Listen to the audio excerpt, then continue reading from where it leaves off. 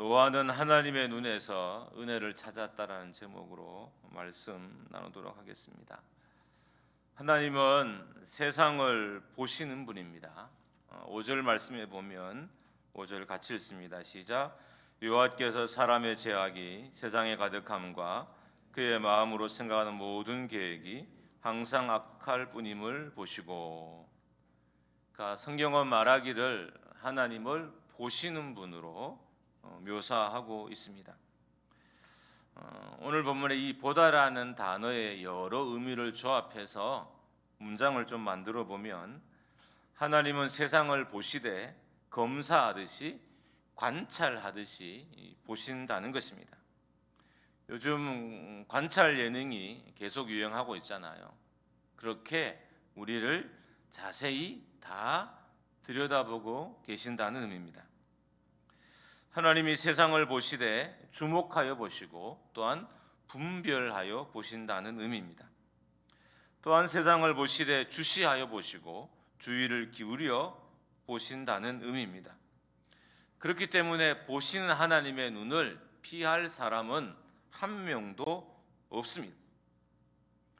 노아 시대의 하나님은 하늘에서 인간의 삶을 보셨는데 안타깝게도 죄가 인간의 삶에 가득했다라고 하고 있습니다.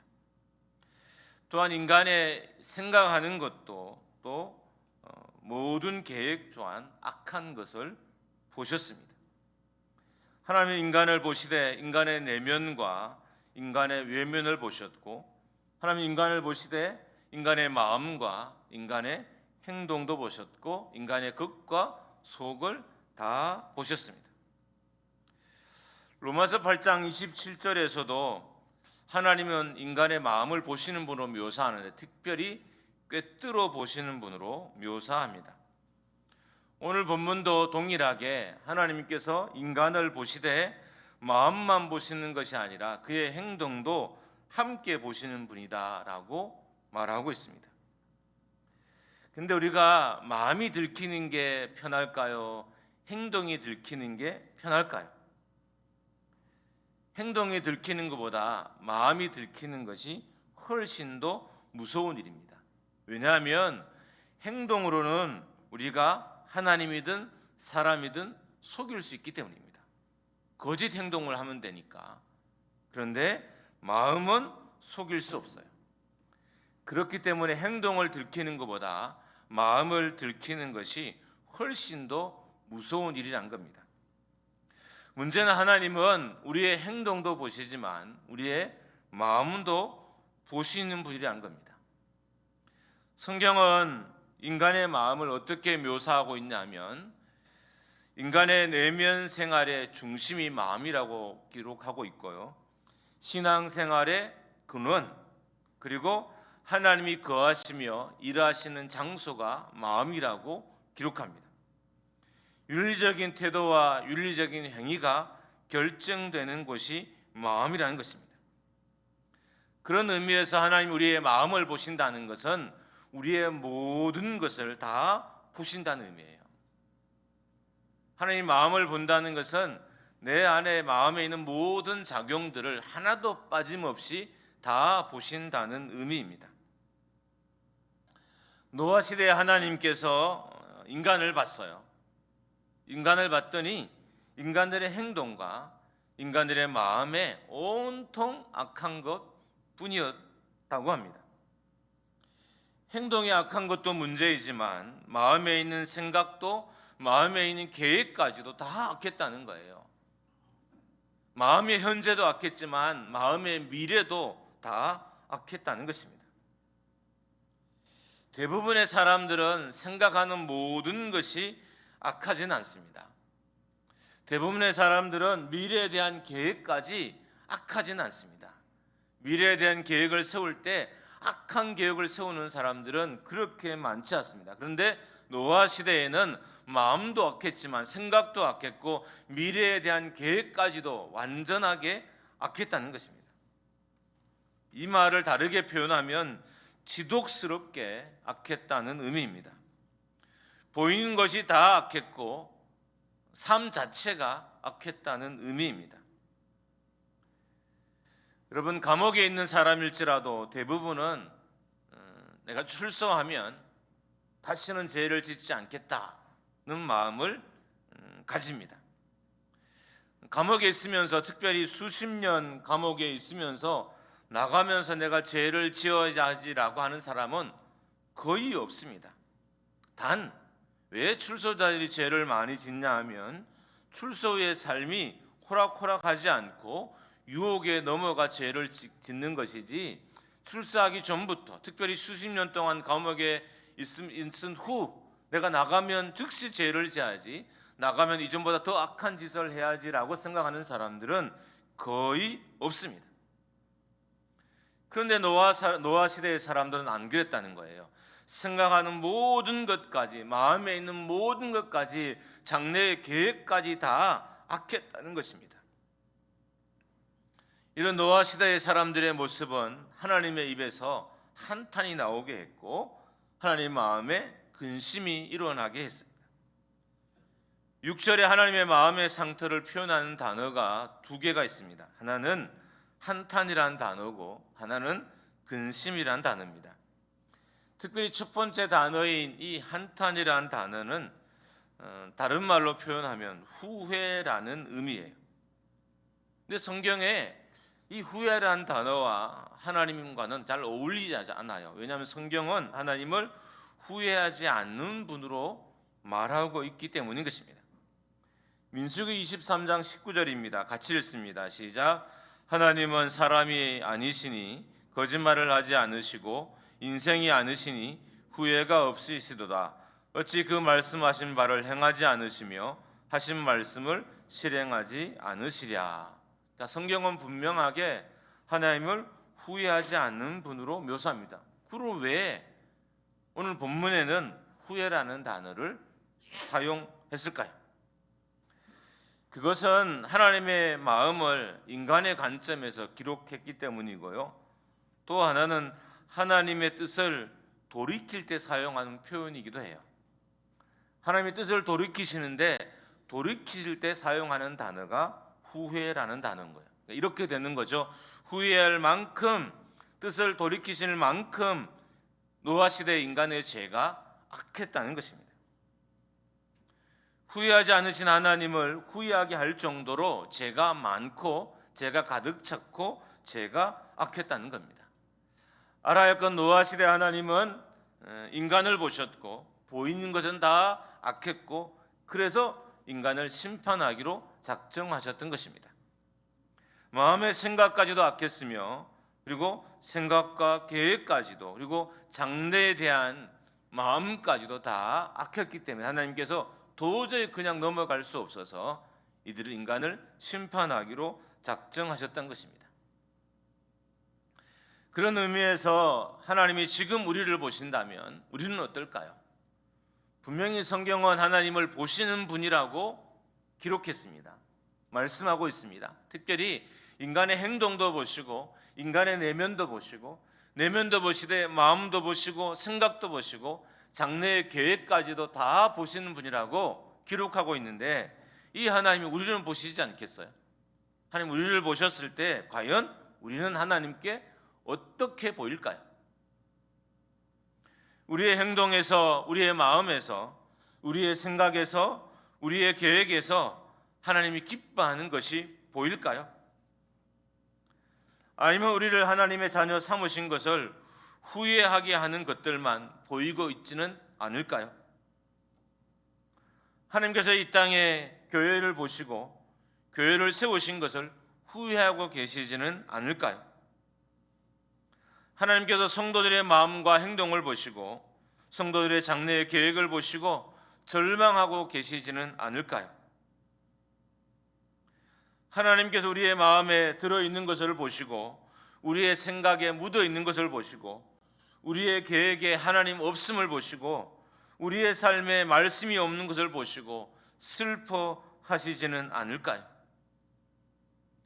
우리가 기억해야 할 것은 하나님은 우리를 보시는 분인데 단순히 외면만 보시는 것이 아니라 행동만 보시는 것이 아니라 우리의 생각과 우리의 마음과 우리의 장래의 계획까지도 우리의 감정까지도 다 보시는 분이시라는 것입니다. 그렇다면 하나님이 우리에게 어떻게 행동해야 될지를 우리를 보시면 쉽게 결정이 되시는 거예요. 우리의 내면을 다 보시니까 하나님 우리를 보자마자 어떻게 우리에게 해줘야 할지를 순식간에 결정하실 수 있다는 거예요. 하나님 우리 교회를 보시고 우리 교회를 본다는 것은 저의 마음과 삶을 다 보신다는 거죠. 우리 교회를 보신다는 건 예배한 여러분의 삶과 여러분의 마음을 다 보신다는 거예요. 그럼 하나님은 순식간에 우리 교회에 우리의 삶에 어떻게 해줘야 할지를 결정하실 수 있다는 의미인 거예요. 그래서 하늘로부터 좋은 것이, 하나님께로부터 아름다운 것이, 하나님께로부터 건강한 것이 내게 내려오지 않는다는 것은, 우리 교회에 오지 않는다는 것은 우리 교회가, 우리 교회 성도들의 마음과 생각이, 계획이 하나님 보시기에 합당하지 않다는 겁니다. 그래서 좋은 것이, 거룩한 것이, 아름다운 것이 하늘로부터 우리의 삶에 내려오지 않는 것입니다. 우리의 시간에 하나님이 없음을 보시고 우리의 미래에 하나님과 함께하는 시간이 없음을 보시고 괴로워하지 않을까요? 우리가 많은 계획을 세워요. 그 계획에 아예 하나님이 없어요. 이런 우리의 모습을 보고 하나님이 얼마나 절망하실까요? 이사할 때도 하나님의 계획이 없고, 직장을 선택할 때 하나님에 대한 계획이 없고, 사업을 할 때도 하나님에 대한 계획이 없으며, 결혼을 할 때도 하나님에 대한 계획이 없고, 무엇을 하든 하나님에 대한 그 어떤 계획이 없음을 보시고 하나님이 절망하고 계시지 않을까요? 우리는 하루에도 수천 가지 많은 결정을 해요. 그 결정 속에 하나님이 없어요. 사람을 만날 때도 하나님의 마음이, 하나님에 대한 생각이 없고, 결정할 때도 하나님에 대한 생각이 없으며, 식사할 때도, 직장에서 일을 할 때도, 가정에서 가족과 함께 지낼 때도 하나님에 대한 생각이 아예 없음을 보시고 하나님이 절망하고 계시지는 않을까요? 하나님에 대한 헌신과 하나님에 대한 열정이 없음을 보고 절망하고 계시지는 않을까요?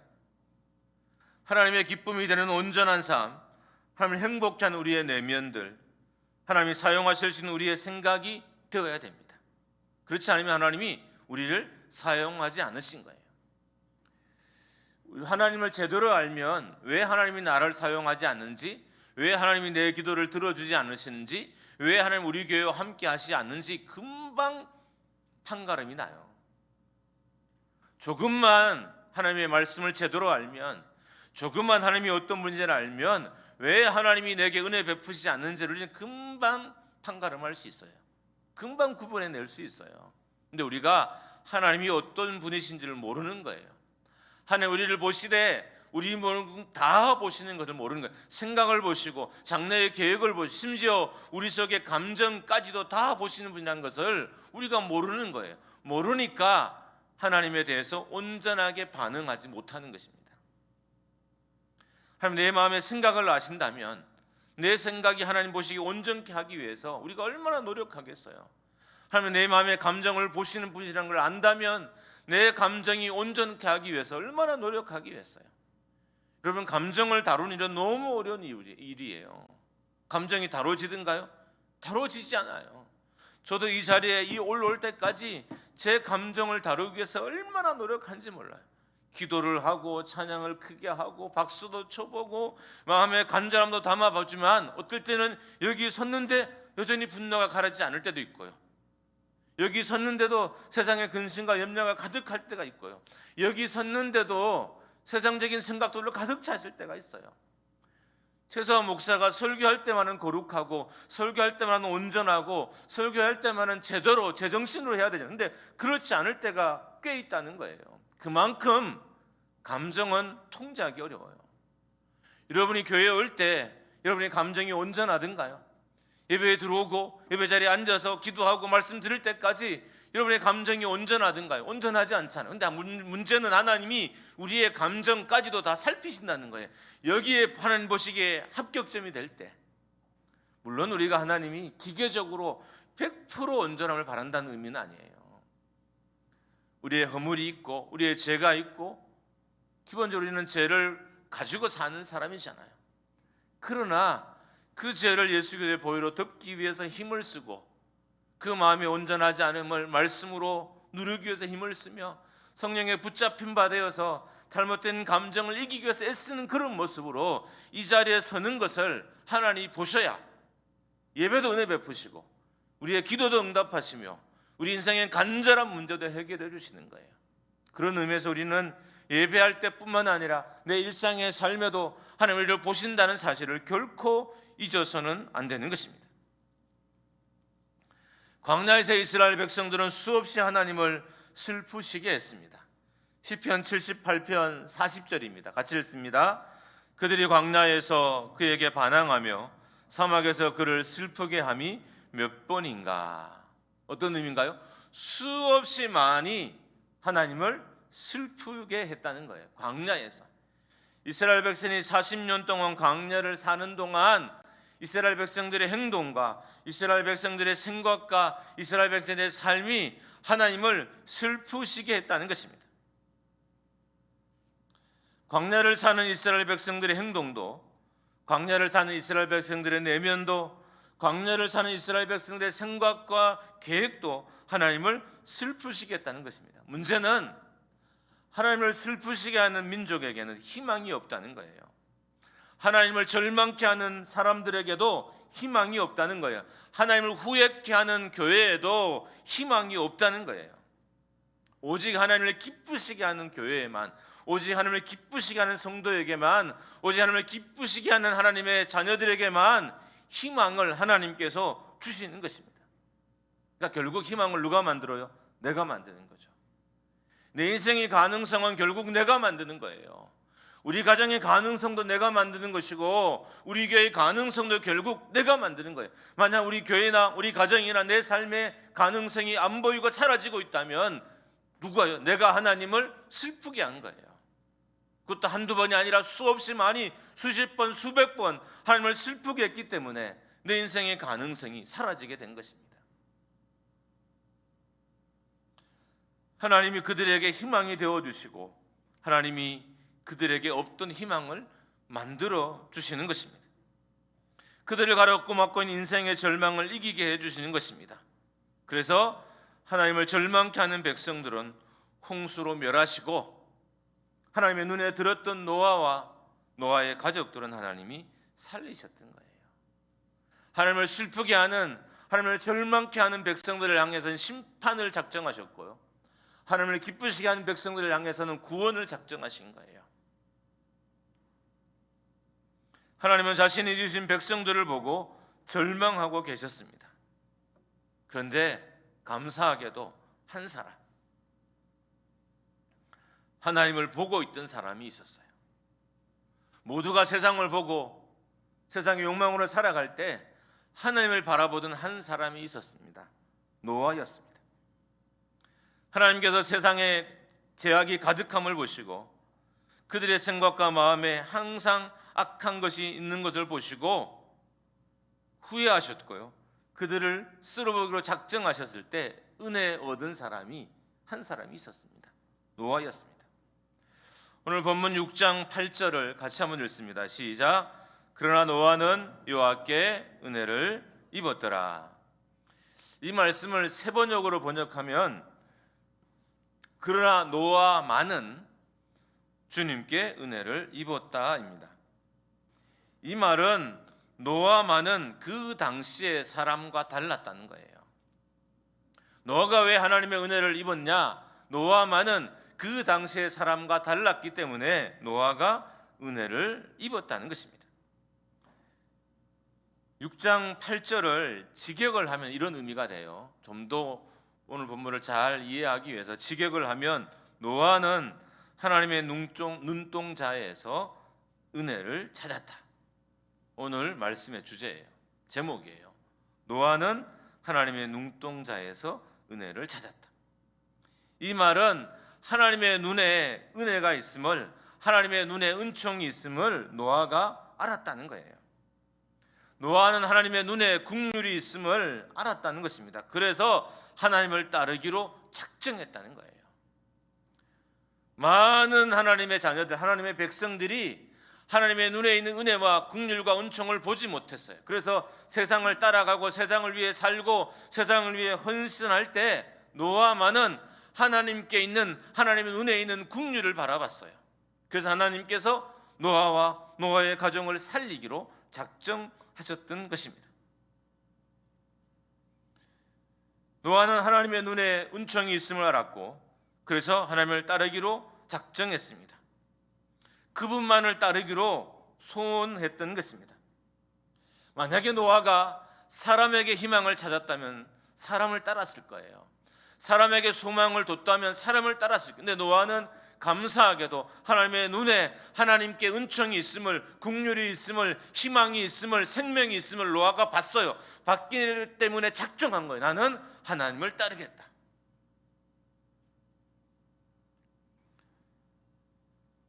사람에게 희망을 찾았다면 사람을 따랐을 것입니다. 그 당시에 노아 시대의 많은 사람들은 사람에게 희망을 봤어요. 그래서 사람을 따랐던 것입니다. 여러분 참 안타까운 게요, 분명히 성경은 그 당시 노아 시대의 사람들에게 보이는 것이 죄뿐이었다 그랬어요.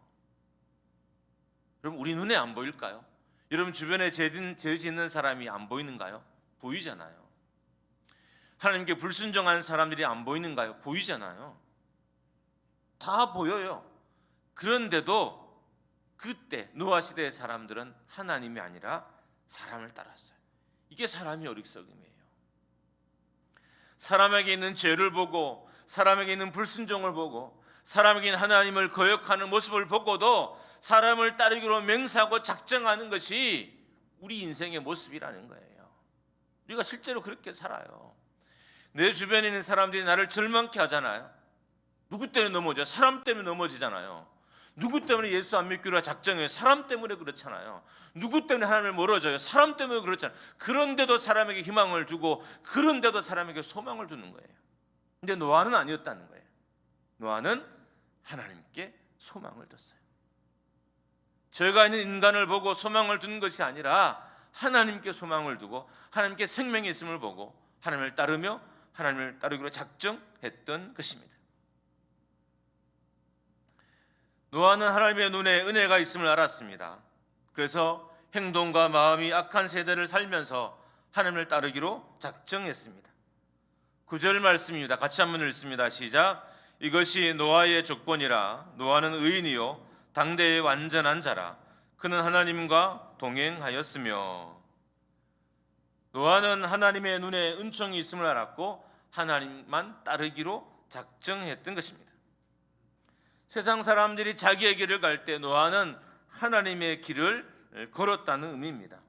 그럴 수 있었던 것은 하나님의 눈에 있는 은총을 봤어요. 하나님의 길에 있는 생명을 봤어요. 하나님을 따를 때 얻어지는 영생을 노아가 봤기 때문에 노아가 많은 사람들이 가는 길을 가지 아니하고 하나님의 길을, 생명의 길을 걸을 수 있었던 것입니다. 그런 삶에서 노아는 안식을 얻었고 노아는 위로를 얻었어요. 모든 사람이 가는 길을 가지 않을 때 얼마나 인생이 불안해요. 모든 걸 다 할 때 안 하면 불안해요. 여러분 모든 사람들이 교회를 다 오지 않는데 나 혼자 교회 온다, 위로가 될까요? 불안해요. 이게 사람의 심리예요. 모든 사람이 다 하는 것을 안 하면 불안합니다. 노아가 불안하지 않았겠어요? 근데 노아는 하나님 눈에 은총이 있음을 받고 하나님께 생명의 있음을 받기 때문에 오히려 그 길에서 위안을 받고요, 그 길에서 안식을 얻었다는 거예요. 노아의 이름의 의미가 안식이에요. 노아의 이름의 의미가 위로예요. 너무 어울리죠. 노아는 많은 사람들이 가는 길을 걷지 않을 때 오히려 위로를 받고 그 길에서 안식을 누렸다는 겁니다. 멋지지 않나요? 우리는 다른 사람들과 조금만 차이가 나면 불안해져요. 다른 사람이 집이 있을 때 내가 집이 없으면 불안해지고요. 다른 사람의 자녀가 잘 될 때 내 자녀가 좀 그렇지 못한 시간이 있으면 불안해지는 거예요. 다른 사람들이 노후를 준비하는데 난 내 노후가 없으면 불안해지기 시작해요. 요즘 들어서 제 주변의 분들이 은퇴 이야기를 많이 하더라고요. 이제 50 중반이 되어 가니까. 저는 동기들 중에 나이가 가장 어려요. 왜냐하면 군목은 어렸을 때부터 아주 나이가 어릴 때 30여 전에 안수를 받고 또 군에 갔다 오기 때문에 동기들보다 나이가 훨씬 어려서 제 동기가 60이 넘은 분도 있어요. 그 동기들 모이면 다 은퇴 이야기예요. 그래서 원래부터는 조금 제가 교회에서 배려해 줘서 연금을 조금 들어가긴 하지만 저도 이렇게 갑자기 막 너무 은퇴 이야기를 하니까 불안해지는 거예요, 마음이. 그러니까 말씀을 준비하면서 좀 회개가 되더라고요. 내가 하나님의 길을 걸으면서 위안을 받는 것이 아니라 은퇴 준비를 잘한 것에 내가 위안을 받을 생각을 하고 있구나. 내가 생명의를 걷는 길에서 위로를 받고 안식을 누리려고 하는 것이 아니라 내가 내 노후를 준비해서 노후의 시간에 안식과 위로를 받으려고 하구나, 있구나라는 생각이 들었어요. 그래서 말씀을 준비하면서 그런 마음의 불편함 또 약간의 회개들과 뉘우침들이 제게 다가왔습니다. 노아는 사람들이 세상에서 안식을 누리고 세상에서 위로를 받을 때 오직 하나님께로 오는 안식과 하나님께로 오는 위로와 위로를 받았습니다. 그런 노아의 모습이 하나님의 눈에 들었던 거예요. 저라도 노아의 삶이 제 눈에 들어올 것 같아요. 여러분, 사람도요, 믿음으로 사는 사람들은 눈에 들어와요. 하나님이 믿음으로 사는 사람의 삶이 그의 눈에 들어오지 않을까요? 당연히 들어오죠. 그래서 하나님이 기뻐하셨던 것입니다. 노아가 제가 관영한 세대, 제약이 온통 충만한 시대를 살면서 자기 자신을 죄로부터 지킬 수 있었던 것은 그가 하나님을 받기 때문인 것입니다. 하나님에게 있는 은혜를 받고 하나님께 있는 구원을 받고 하나님께 있는 은총을 받기 때문에 모든 사람이 가는 길을 가지 않아도 불안하지 않았고요. 오히려 사람들이 가지 않는 길에서 안식과 위로와 평안을 누릴 수 있었던 것입니다. 만약에 노아가 하나님을 보지 못했다면 다른 이들처럼 홍수에 쓸려 죽었을 것입니다. 결론적으로 보면 하나님은 자기 가득한 세상에서 하나님을 보고 사는 노아를 받고요, 노아는 제약이 가득한 세상에서 오직 하나님께만 구원이 있음을 받습니다. 여러분, 이렇게 하나님과 우리의 시선이 마주쳐야 돼요. 영적인 역사는 나의 시선과 하나님의 시선이 마주칠 때 일어나게 되는 거예요. 하나님은 의롭고 거룩하고 온전한 자로 살려게 하는 우리를 보시고, 우리는 하나님께 은혜가 있음을 보고 그 은혜를 갈망하며 살 때, 이 두 시선이 부딪힐 때 생명의 역사들이, 은혜의 역사들이 우리 삶과 교회와 우리 환경에 나타나게 되는 것입니다.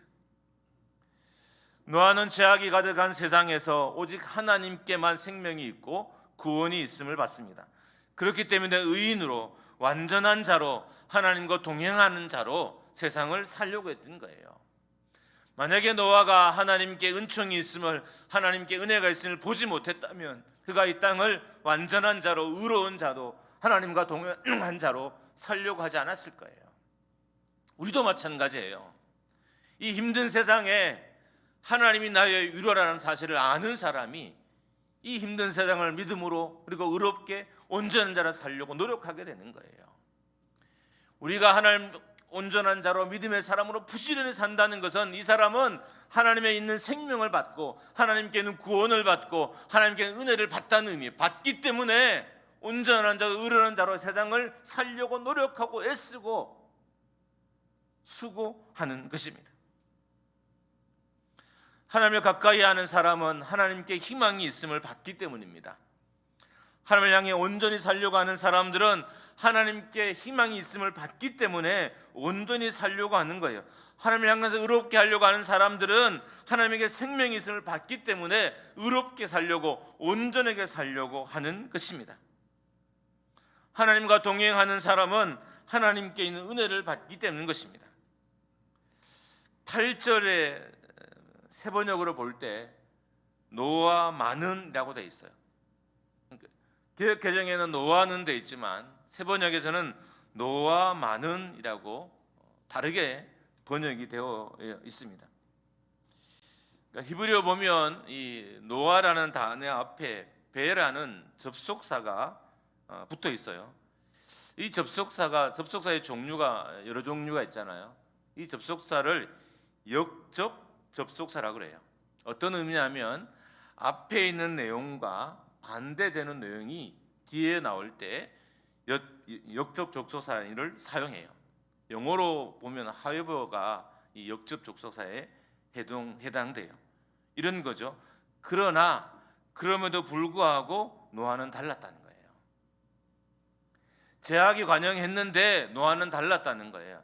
사람의 감전까지도 죄가 물들었는데 노아는 달랐다는 거예요.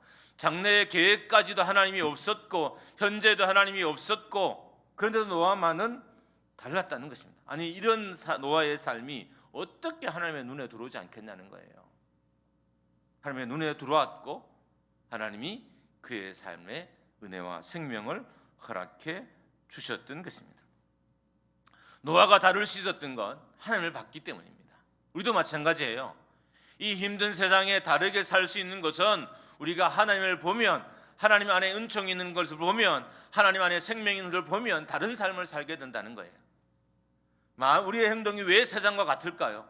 우리의 삶이 왜 세상과 같을까요? 우리가 결정하는 것이 왜 세상과 같을까요?